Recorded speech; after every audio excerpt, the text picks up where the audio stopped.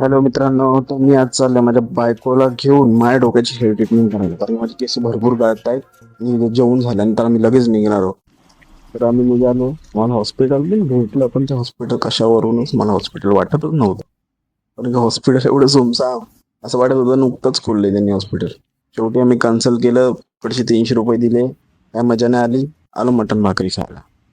तुला आता मटण भाकरी मागू, मस्त खाऊ. माझी बायको आली. तिला बोललो मागवलं मटण भाकरी. बघू टेस्ट कशी आहे काय. मटण भाकरीमध्ये क्वांटिटी दिसत नव्हती, म्हणून मी पूर्ण मटण थाळी मागवली आणि स्नॅप काढून होती. मटण थाळी खाऊन पोटभर जेवून निघालो आणि निघालो डायरेक्ट सीबीएस ला वाट बघतोय. बस येईल नाही येईल आमचं डिसाईड नव्हतं, बसने जायचं का टॅक्सीने जायचं. शेवटी आम्ही टॅक्सीत बसलो आणि आम्ही डायरेक्ट घरी निघालो. आजचा ब्लॉग इथे संपला. नंतर भेटू.